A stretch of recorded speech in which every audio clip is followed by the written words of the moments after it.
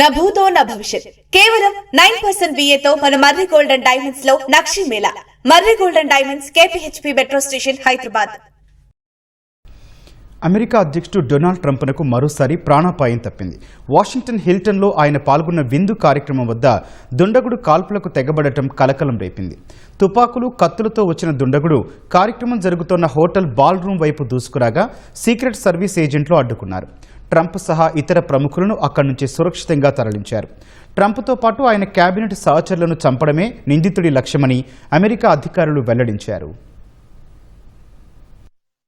America అధ్యక్షుడు Donald ట్రంప్నకు మరోసారి ముప్పు తప్పింది. శనివారం రాత్రి వాషింగ్టన్ హిల్టన్లో శ్వేతసౌధం పాత్రికేయుల విందు కార్యక్రమంలో ట్రంప్ పాల్గొనగా ఆ హోటల్ బాల్ రూమ్ వెలుపల సాయుధుడు కాల్పులకు తెగబడ్డాడు. ఈ కార్యక్రమంలో ట్రంప్తో పాటు ఆయన సతీమణి మెలానియా, ఉపాధ్యక్షుడు జేడీ వాన్స్, రక్షణ మంత్రి పీట్ హెగ్సెత్, విదేశాంగ మంత్రి మార్కో రూబియో, ఇతర ప్రముఖులు పాల్గొన్నారు. సుమారు 2600 మంది అతిథులు హాజరయ్యారు. విందు జరుగుతున్న బాల్ రూమ్ వైపు వేగంగా దూసుకొచ్చిన సాయుధుడిని సెక్యూరిటీ చెకింగ్ పాయింట్ వద్ద సీక్రెట్ సర్వీసెస్ ఏజెంట్లు అడ్డుకునేందుకు ప్రయత్నించారు. ఈ సందర్భంగా దుండగుడు కాల్పులకు తెగబడినట్లు FBI అధికారులు తెలిపారు. వెంటనే అప్రమత్తమైన సీక్రెట్ సర్వీస్ ఏజెంట్లతో పాటు ఇతర విభాగాల భద్రతా సిబ్బంది ట్రంప్, ఇతర ప్రముఖులు, అతిథులు ఉన్న బాల్ రూమ్ ను తమ ఆధీనంలోకి తీసుకున్నారు. ట్రంప్నకు రక్షణ వలయంగా ఏర్పడ్డారు. బయట కాల్పుల శబ్దాలు వినిపించగానే వేదికపై ఉన్న ప్రముఖులు, వారితో పాటు విందుకు హాజరైన అతిథులు భయపడిపోయారు. ప్రాణభయంతో టేబుళ్ల కింద దాక్కున్నారు. వెంటనే ట్రంప్తో పాటు మెలానియా, జేడీ వాన్స్, హెగ్సెత్, రూబియోను అక్కడి నుంచి తరలించారు. ఈ క్రమంలో కింద పడిన ట్రంప్ ను సీక్రెట్ సర్వీస్ ఏజెంట్లు పైకి లేపి తీసుకెళ్లినట్లు సమాచారం. తర్వాత గంటసేపు ట్రంప్ బ్యాక్ స్టేజ్ లోనే ఉన్నట్లు తెలుస్తోంది. ఈ ఘటనలో ప్రముఖులెవరికీ ఏమీ కాలేదని పోలీసులు ప్రకటించారు.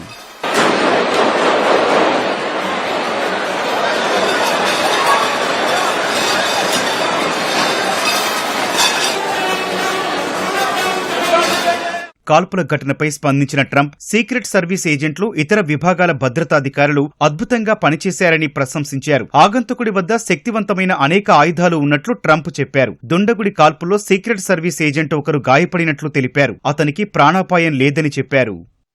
Very unexpected, but incredibly acted upon by Secret Service and law enforcement, and this was an event dedicated to freedom of speech that was supposed to bring together members of both parties with members of the press, and in a certain way it did, because the fact that they just unified us to a room that was just totally unified. It was in one way a very beautiful thing to see a man charge a security checkpoint armed with multiple weapons. And he was taken down by some very brave members of Secret Service, and they acted very quickly and have just released, for purposes of transparency, clarity, I've ordered it to be put out. You probably have it by now. Put out on Truth and put out on many other platforms. A tape showing the violence of this thug that attacked our Constitution, and also showing how quickly Secret Service and law enforcement acted on our country's behalf. Really did a great job.